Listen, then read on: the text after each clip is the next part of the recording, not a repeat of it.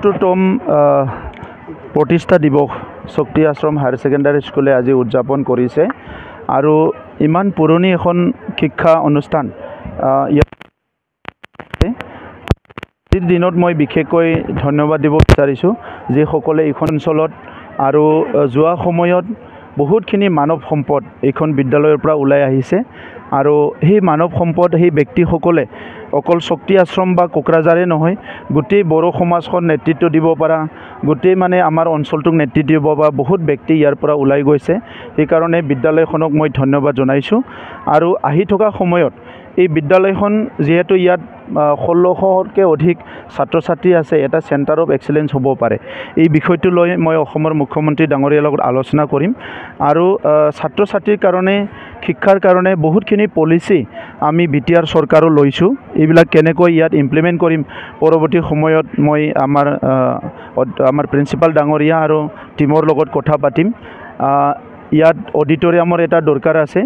প্ৰায় 1012 মান বহিব পৰা এই অডিটৰিয়ামটো আহি থকা ফাইনেন্সিয়েল ইয়াৰত দিয়াৰ কাৰণে আমি ব্যৱস্থা এটা কৰিম আৰু বাকি যিখিনি সৰু সুৰা কাম আছে বিদ্যালয়খনৰ কাৰণে সেইটো লাহে লাহে আমি কৰি যাম মই আশা ৰাখিছোঁ যে শক্তি আশ্ৰম হায়াৰ ছেকেণ্ডাৰী স্কুলখনে আগত যেনেকৈ 76 ইয়াৰ্ছ ইয়াত ছাৰ্ভিচ দি আহিছে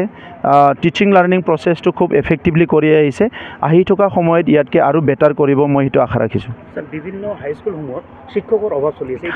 আমাৰ এতিয়া PGT আৰু GT টিচাৰৰ এপইণ্টমেণ্ট চলি আছে এপইণ্টমেণ্ট প্ৰচেছ চলি আছে এইটো শেষ হোৱাৰ লগে লগে প্ৰায় 1400 টিচাৰ মেক্সিমাম আমাৰ গ্ৰেজুৱেট টিচাৰ আছে এই টিচাৰবিলাকক হায়াৰ ছেকেণ্ডাৰী আৰু হাইস্কুলে পাব ইয়াৰ পিছত যিখিনি ভেকেণ্ট পোষ্ট আৰু ৰৈ যাব এইখিনি আমি বিবেচনা কৰিম 1 ঘণ্টা পিছত সি ঘৰত আহি গ'ল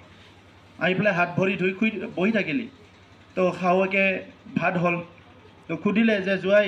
তুমি দেখোন 1 ঘণ্টাতে গুচি আহিলা ধান নাকাটিলা নেকি বোলে তো ক'লে যে খাওঁ ক'লে যে মই ধানটো কাটিবই নোৱাৰিলোঁ ধানটো ইফালেও পৰি আছে ইফালেও পৰি আছে কাঁচিটো দিবই জাগা নাপালোঁ মই বুলি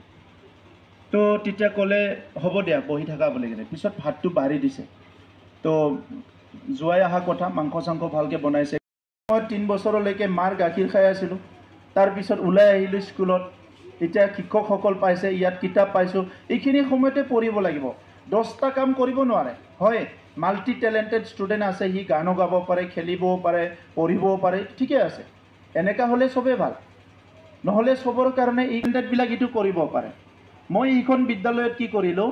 মই ছাত্ৰ ছাত্ৰীক চিঞৰিব দিলোঁ ময়ো চিঞৰিলোঁ একোটো কৰা পৰিৱেশে নাই তো ময়ো থিয় দি পেলাই ক'লোঁ মাইকত যে তোমালোকে ইফালে চোৱাচোন ইফালে চোৱা চবে চাইছে ইফালে চোৱা বুলি কৈ আছোঁ মই একদম লাষ্ট বেঞ্চলৈকে প্ৰথমতে মোৰ ফালে চাব দিছে তো ইহঁতে যিহেতু চিঞৰি আছে ইহঁতে ভাল পোৱা কামটো চিঞৰা তো মই ক'লোঁ তোমালোকৰ লগত মই কম্পিটিশ্যন লাগিম চিঞৰা কোনে বেছি পাৰে পাৰিবা না নাই বুলি কৈছে তো ইহঁতেতো সিটো মুডতে আছে তো ইহঁতে ক'লে পাৰিম ছাৰ আপোনাৰ লগত কম্পিটিশ্যন মই একদম কম্পিটিশ্যন মই ইয়াতে থৈ দিলোঁ 100 টকা যোনে বেছি চিঞৰিব পাৰে তাক দিম ঠিক আছে চিঞৰক একদম চিঞৰিব দিলোঁ ময়ো চিঞৰিলোঁ বহুত জোৰত একদম মানে ফাটি যোৱা আৱাজ তো ঠিকছে চিঞৰিলে ছাত্ৰ ছাত্ৰীয়ে চিঞৰিলে মই আৰু চিঞৰা ময়ো চিঞৰি আছোঁ চিঞৰি 3-4 মিনিট পিছত